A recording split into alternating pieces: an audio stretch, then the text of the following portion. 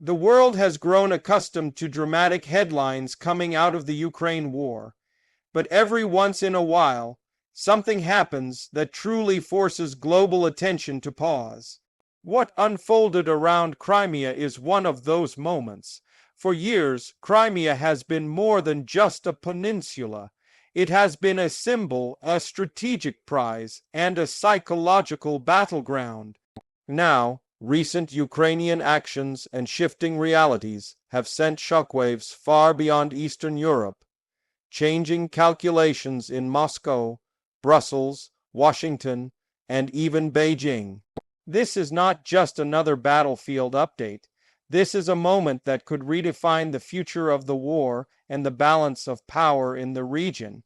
Since 2014, Crimea has been under Russian control, following a swift and controversial annexation that most of the world never recognized as legitimate.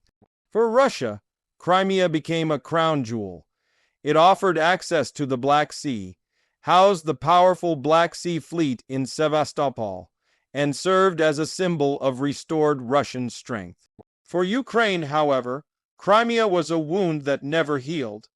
Every Ukrainian government since 2014 has publicly vowed to reclaim it, but for years, that promise seemed more symbolic than practical. Russia heavily fortified the peninsula, turning it into what many analysts described as an unsinkable aircraft carrier.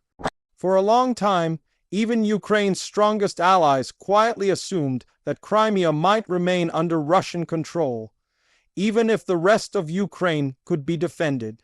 But the dynamics of the war began to change in 2022, and by 2023 and 2024, Ukraine started doing something few thought possible. Instead of direct large-scale ground assaults, Ukraine adopted a strategy of pressure, precision, and psychological impact. Crimea became central to this new approach. Ukraine began systematically targeting the foundations of Russian control rather than the population itself. Supply lines, ammunition depots, airfields, radar systems, and naval assets came under repeated attack. Explosions echoed across the peninsula, sometimes hundreds of kilometers behind what Russia considered the front line. Bridges burned, ships were damaged or sunk, and air defense systems that once appeared invincible were exposed as vulnerable. Each successful strike carried a message: Crimea is not safe, and Russian control is not absolute. One of the most symbolic targets was the Kerch Bridge, the massive structure linking Crimea to mainland Russia. This bridge was not just infrastructure. It was a political statement, personally celebrated by Vladimir Putin as proof that Crimea was permanently Russian. Every time Ukraine damaged or disrupted the bridge, the shock was felt not only in logistics, but in prestige. The bridge's vulnerability shattered the illusion of complete Russian security and forced Moscow to divert enormous resources to its defense and repair. At the same time, Ukraine demonstrated an unexpected strength at sea. Despite having a much smaller navy, Ukrainian forces used innovative tactics, including maritime drones, to strike Russian warships. Several high-profile vessels of the Black Sea Fleet were damaged or destroyed, pushing remaining ships farther from Crimea's shores.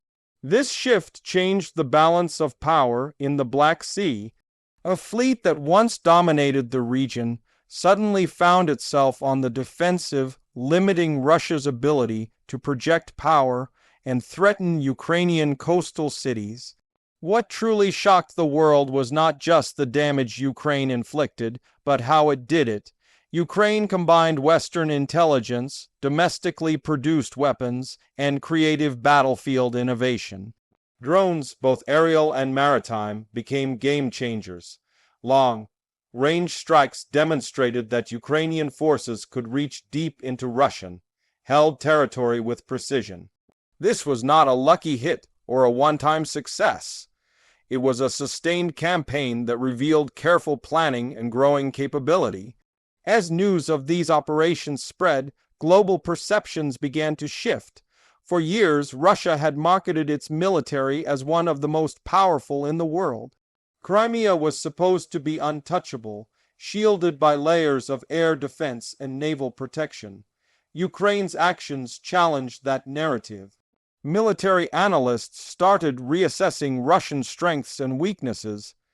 Allies of Ukraine gained renewed confidence that their support was making a tangible difference. Critics who once doubted Ukraine's ability to challenge Russia in Crimea were forced to reconsider. Inside Russia, the impact was deeply unsettling.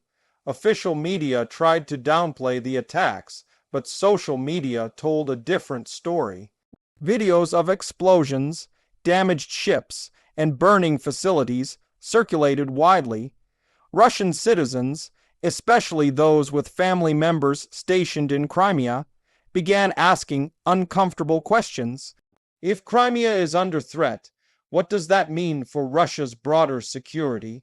The Kremlin faced a difficult balancing act. Acknowledging the seriousness of the situation risked panic, while denying it risked losing credibility. Crimea's changing status also had enormous strategic consequences. Militarily, Russia was forced to redeploy air defense systems from other fronts to protect the peninsula, potentially weakening its positions elsewhere in Ukraine. Logistically, supply routes became more complex and vulnerable, increasing costs and reducing efficiency. Politically, the idea that Crimea could be contested again undermined one of Putin's most popular achievements. Crimea had long been portrayed as a historic victory that restored national pride. Seeing it under attack struck at the heart of that narrative. For Ukraine, these developments carried both opportunity and risk. On one hand, success in Crimea boosted morale and demonstrated resilience. It reinforced the message that Ukraine was fighting not just defensively, but strategically with a long-term vision. On the other hand, Crimea is deeply sensitive for Russia. Any serious threat to Russian control raises the risk of escalation. Moscow has repeatedly declared Crimea to be Russian territory, and its leadership has hinted that extreme measures could be justified to defend it. Ukraine and its allies had to carefully balance pressure with restraint. Western governments watched closely. For the United States and European allies, Ukraine's actions in Crimea validated years of military aid and training. Precision strikes using advanced systems showed that Ukraine could responsibly and effectively use sophisticated weapons. At the same time, Western leaders remained cautious. They understood that Crimea is a red line for Russia, and any rapid change could trigger unpredictable responses. Diplomacy, therefore, continued alongside military support with careful messaging about defensive intentions and international law. International law itself returned to the center of the conversation. Most of the world never recognized Russia's annexation of Crimea, considering it a violation of Ukraine's sovereignty. Ukraine's campaign reinforced this position, reminding the global community that Crimea is internationally recognized as Ukrainian territory. This legal framing mattered not just for politics, but for future negotiations. If Crimea is not seen as a settled issue, then the war cannot be frozen on Russia's terms. The economic implications were also significant. Crimea had become heavily dependent on Russian subsidies since 2014. As Ukrainian strikes disrupted infrastructure and tourism declined, the financial burden on Moscow increased. Sanctions already strained Russia's economy, and maintaining control over a contested, damaged peninsula became increasingly expensive. For Ukraine, targeting economic and logistical assets was a way to weaken Russia's long-term ability to sustain the war without directly attacking civilians. Another major consequence was the signal sent to other regions under Russian influence. If Ukraine could challenge Russian control in Crimea, what did that mean for other occupied areas? This question resonated not only in Ukraine's eastern and southern regions, but also in places like Georgia and Moldova, where Russia maintains influence through frozen conflicts. Crimea's vulnerability suggested that Russian dominance was not as unshakable as once believed. The psychological dimension of Crimea cannot be overstated. Wars are not fought only with weapons, but with narratives and belief.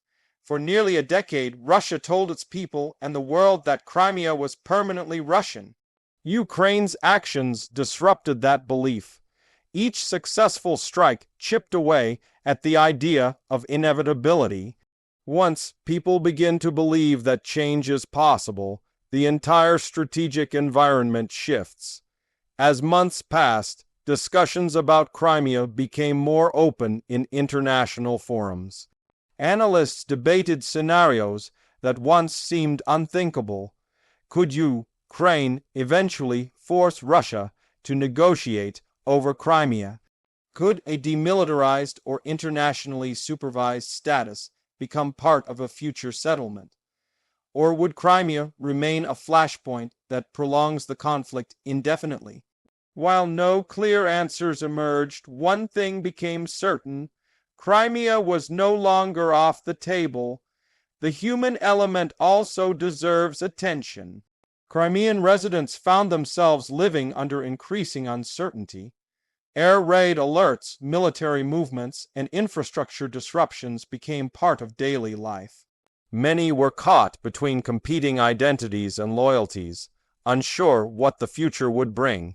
Ukraine repeatedly emphasized that its struggle was with Russian occupation, not with civilians, and promised protections and reintegration for Crimea's population. Whether and how that promise could be fulfilled remained a complex challenge. From a broader geopolitical perspective, Crimea's changing situation influenced global power dynamics. Countries watching the conflict drew lessons about modern warfare, deterrence, and resilience. Smaller states saw that a determined nation, supported by allies and armed with innovation, could challenge a much larger power. This lesson resonated far beyond Europe, influencing strategic thinking in Asia, the Middle East, and beyond. China, in particular, observed events carefully.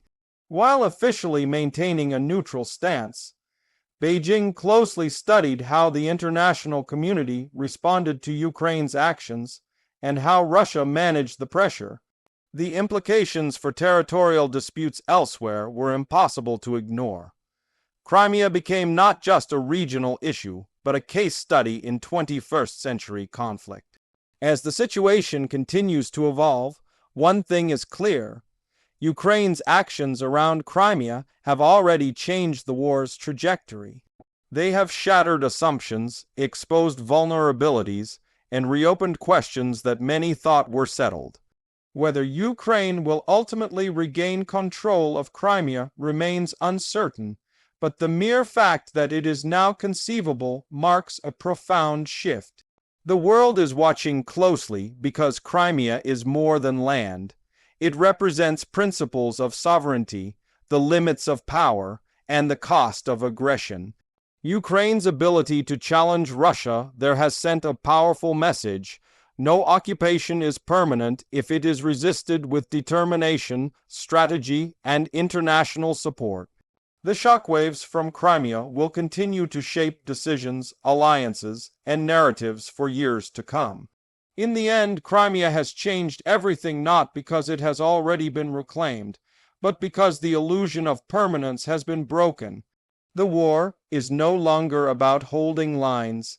It is about redefining what is possible, and in that sense, Ukraine has already shocked the world